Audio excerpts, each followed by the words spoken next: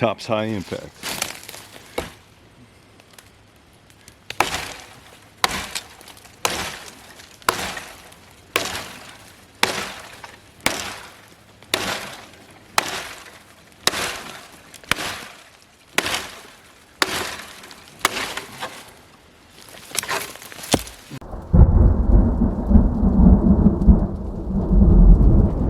Alright, so what I'm doing is just clearing out a little bit. There's a lot of trees that fell during the last rainfall, as you can see.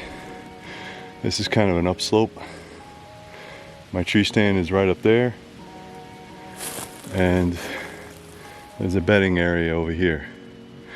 A little bit difficult to get with the bow just because of angles and distance, but you know, I like to keep the deer comfortable inside here, have them coming back, you know, hanging out over here. There's a nice little warm spot down there, and if I get lucky, maybe someone will come up here or walk down past my tree stand, and then I'll be able to put an arrow in it. We'll see. But I am testing the high impact today, and so far pretty good. I'll talk a little bit about the handle in a little bit.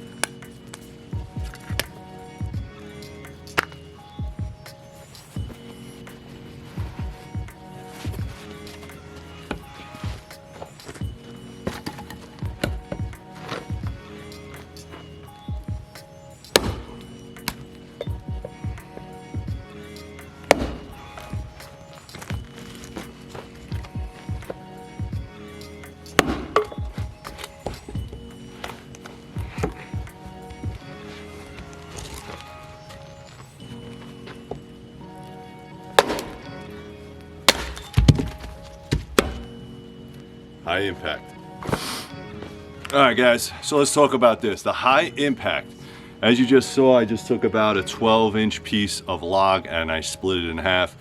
It might be a little bit seasoned, so it makes it a little bit easier, but ideally, if you're gonna be splitting logs, you should use seasoned wood. This is, I think, 5/16 inch thick. That is a very thick. It is very heavy, very robust. It is not what I am used to using. I really use like a regular woods axe. For me, I think this is 1095. If not, I will annotate it. This is a beast. 5/16 inch thick here, and about a 1/4 of an inch or maybe a little bit on the head itself, all right? You can choke up on it if you like. There's a whole bunch of videos of guys doing all kinds of fantastic work with this axe. It's a heavy beast. It does have this brown micarta that I'm a big fan of, and these two huge lanyard holes. The sheath itself is leather, very, very good quality. As you can see, I already busted it or cut through it because it is leather, but I use my tools, guys. And powder coated, excellent. You can see the blade right there is very well done. It has a secondary bevel edge, so you can see, so from here, you see how it has this sort of like a convex or flat grind, and then has a secondary bevel. Typically what I carry in the woods is the small Gainsford's Brooks Swedish axe. This is a forest axe, it's or a small boy's axe.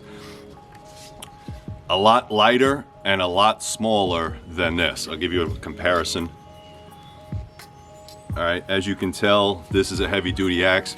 I think the only thing that you would have to worry about with this axe is if the hickory broke, but I've never ran into an issue with it. And this axe has lasted me a long time. Very happy. All right, I mean, they're not cheap. They come from Sweden and they're not cheap. So if you want something like this, it's over 300 bucks. But very well to do, and it does work for my practices. Now is clearing trails, making some type of blind or shelter, because I am a hunter, and any type of emergency situation, I like to have at least an axe. The differences on these two axes are very significant. This has a lot larger hammer on it than this does, obviously, because this is all one piece, and this is an actual hammer head. So if you're interested in banging in spikes or building stuff, this axe would probably work out a little bit better. However, this is a very stout axe as well. You could use it, it's just going to be a little bit thinner, so make sure your aim is on. Weight might be a consideration. This is a very heavy axe. I'll annotate how heavy it is compared to this axe. And the handles. The handles are quite different. Now this is where I started feeling a little bit different when I started swinging this axe. So if you can see the handles, this has more of the Swedish axe has more of a straight line curve to it, and a little bit, and it has this large knoll on the back, which makes sure that your hand doesn't slip out, whereas the Tops knife has almost the same thing, but it has this hump here. Okay, now I think that hump was to mimic that sort of one-handed swing, but I would not want to swing this with one hand. You will tire yourself out. So I think, Tops, if you're listening, what I would do is straighten this little bump here in the back to make it more of a traditional axe. I know this is not a traditional axe by any means, but straighten this one piece out, and it'll allow you to have two hands on the axe very comfortably. Now some people like to swing with one hand on the bottom, one hand on the top, sort of like a baseball bat, if you will, because I grew up playing Little League. I'm sure you guys did as well.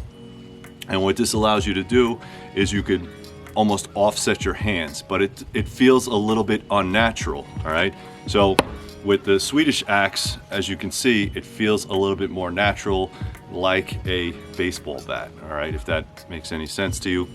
And with this one, it does not. I found it a little bit awkward swinging it out in the forest when I was chopping up trees.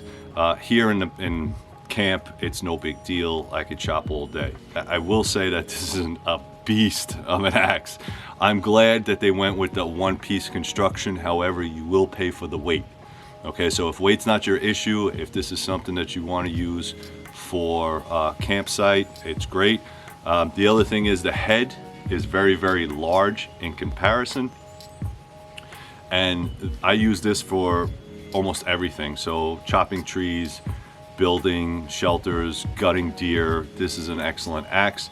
This would be a little bit too big to work around animals, and I'm sure it's not meant for that. Okay, so they have other options. Grandpa's axe is one of them, which I'll get into as well. That Grandpa's axe is an excellent deer splitting axe. I would highly recommend it, and I'm going to do a review on that one as well. But this is a beast. When I say beast, when you feel this thing, you know you're going to town with it. But highly recommend. I would recommend. The only thing that I would complain about is just this little hump right here. So Tops, if you're making another rendition, please just straighten this out. And this thing, this is a beast. I'm gonna carry this no matter what. I'll probably wind up keeping this in my vehicle as an emergency axe because it kind of does everything, and I don't have to worry about the handle breaking. So guys, do me a favor, like, subscribe, share, do all that good stuff. Please become a Patreon member. All you have to do is go to Patreon, costs you $1 a month, where you can watch this video and videos like it. Make sure you're on the mailing list. Go to 3riverblades.com, scroll all the way down to the bottom, first name, last name, and your email address. If you are not doing that, you will not get my discount code and you will be losing out on money. So that's fine by me. But highly recommend. Thank you very much, Topps. I did pay for this with my own money. So I don't mind beating it up because this is definitely going to be a keeper. But thank you very much, guys. As always, please stay safe.